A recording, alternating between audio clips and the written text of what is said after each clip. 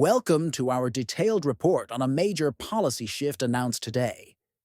We examine the White House's new directive to restore public service loan forgiveness.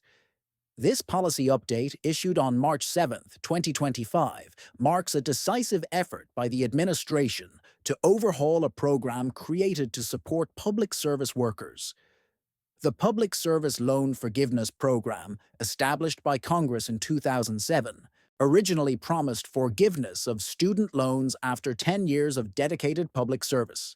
However, the previous administration's waiver process exploited the program, subsidizing student loans for individuals far from meeting the statutory repayment threshold. Critics argue that these practices diverted essential taxpayer funds away from addressing critical workforce shortages in necessary public service sectors. The new order emphasizes a stringent review of organizations, aiming to ensure that only genuinely committed public service entities receive loan forgiveness benefits.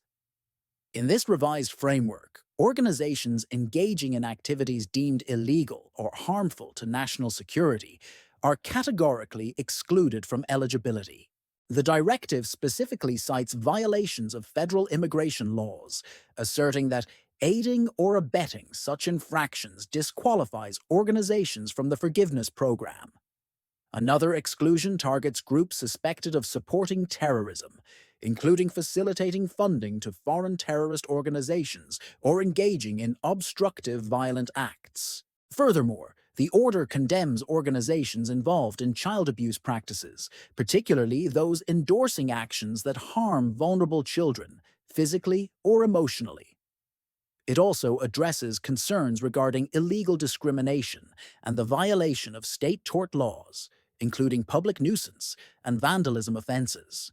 The administration firmly asserts that public funds must not inadvertently subsidize organizations that undermine American values or national security interests.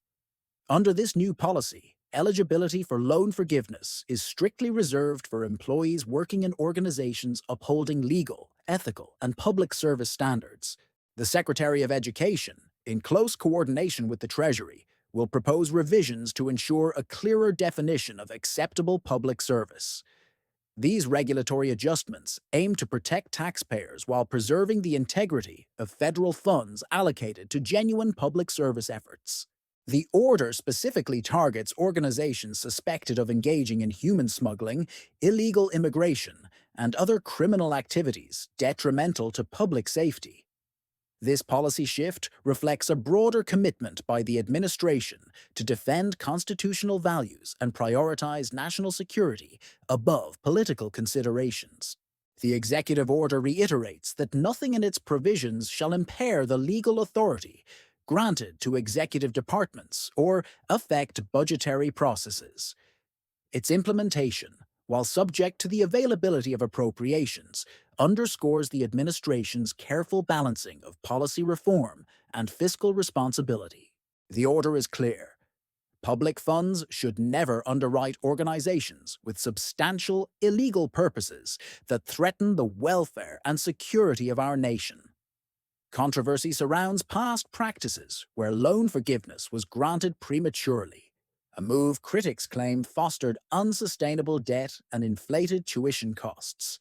Proponents of the revision argue that the changes will restore accountability and ensure that federal benefits are directed solely towards worthy public service.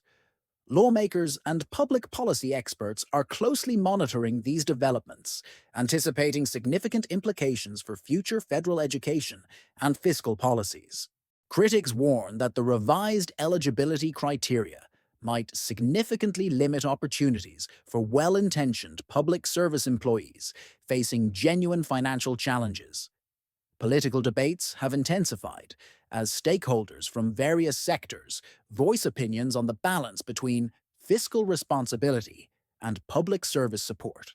Today's announcement signifies a potential turning point in federal education funding, aligning policy with a renewed commitment to national security and law enforcement. Officials emphasize that the revised framework does not hinder existing governmental functions or interfere with broader executive mandates already in place. By restoring the original intent of the PSLF program, the order seeks to reaffirm support for true public service and effective governmental reform. This initiative comes at a time when concerns over fiscal mismanagement and misplaced subsidies have become central to national policy discussions. Government officials and policy analysts alike agree that recalibrating the program is essential for safeguarding taxpayer interests and promoting responsible governance. Amid growing public scrutiny, the White House maintains that the revised PSLF guidelines represent a fair, measured response to ongoing fiscal challenges.